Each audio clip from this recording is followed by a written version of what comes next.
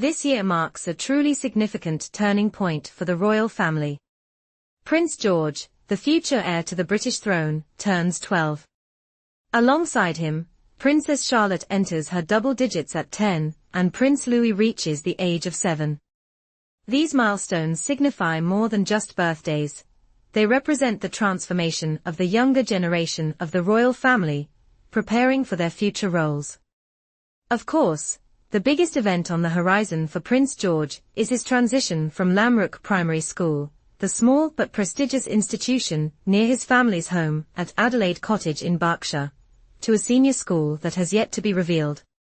The choice of this next chapter in his life is not just important for him as a child, but it also carries immense weight for the royal family and the public alike. Which prestigious school will Prince George attend, and what will it mean for his future as the future King of England? Among the top contenders, there is one that stands out in the minds of many: Eton College. The prestigious institution has long been a significant part of royal history, having educated countless members of the royal family over the years, including both Prince William and Prince Harry. The school's proximity to Windsor Castle, where the royal family spends so much of their time, is certainly a factor that cannot be overlooked. For the royal children, staying close to Windsor would not only provide stability in a whirlwind life, but also the emotional security of being near their family's base. It seems almost like the obvious choice, a step in a long-established royal tradition. But as with most royal decisions, it is never quite that simple. While Eton has the advantage of tradition and its well-established reputation, there is another contender that cannot be ignored: Marlborough College. This is the school that Princess Catherine, George's mother, attended, and she has long spoken about the fondness she has for the school. In fact, many insiders have suggested that Catherine may have a particular preference for Marlborough, because of her own positive experience there. Her affection for the school could very well influence her choice for her son, as she seeks the right place to foster George's development. What makes Marlborough even more intriguing is that it is a co-educational school, meaning Charlotte and Louis would be able to join George at the school when the time comes. This would give them all a sense of unity as siblings, navigating the pressures of royal life together. There's something inherently appealing about the idea of these three siblings attending the same school, supporting each other, and creating a closer bond that would, in turn, strengthen their connection as future members of the monarchy.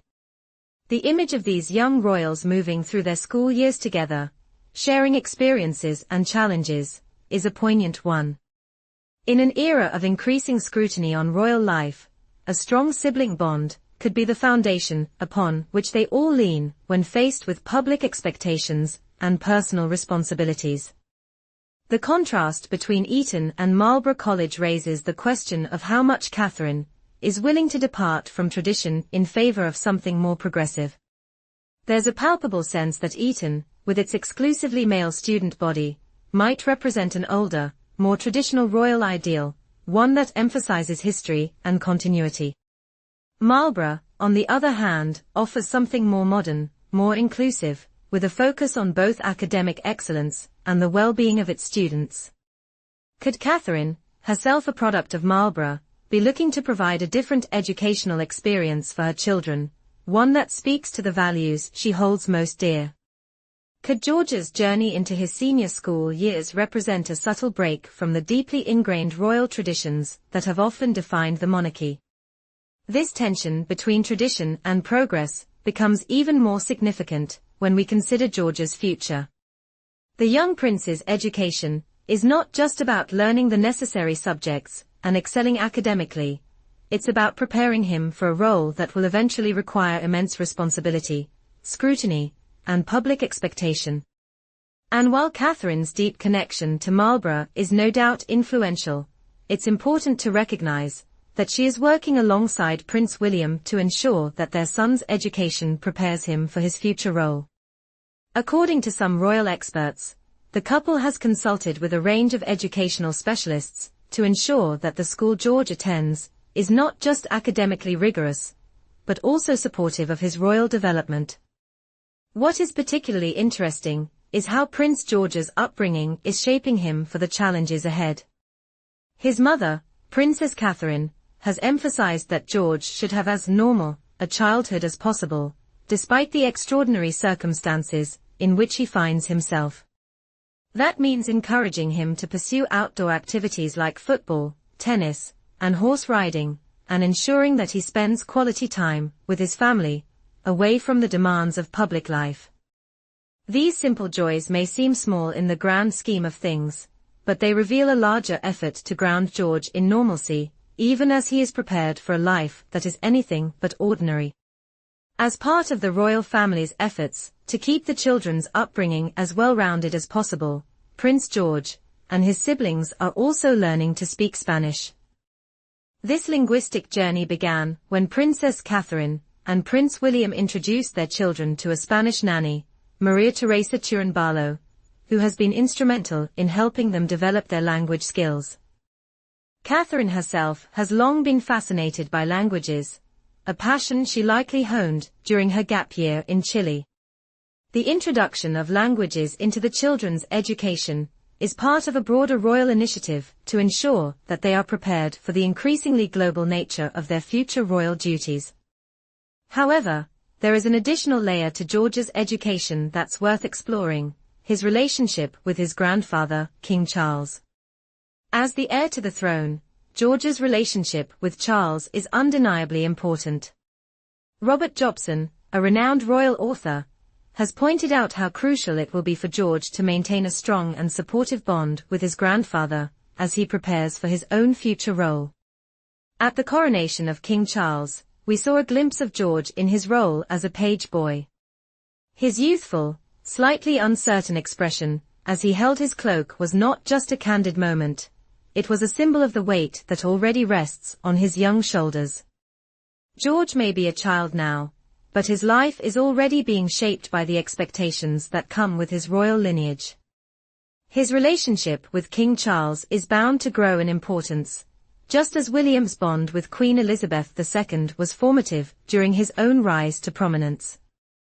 In addition to the language skills and academic education, there is the matter of George's personal growth. As the eldest son of Prince William and Princess Catherine, George has always been a focal point of public interest. But it is clear that his parents are working hard to balance this spotlight with an understanding of his need for privacy, especially when it comes to the more mundane aspects of childhood. In an age where the royal family's every move is scrutinized, this careful dance between public duty and private life becomes even more delicate. George, it seems, will grow into a king who has learned to navigate this balance from a very young age.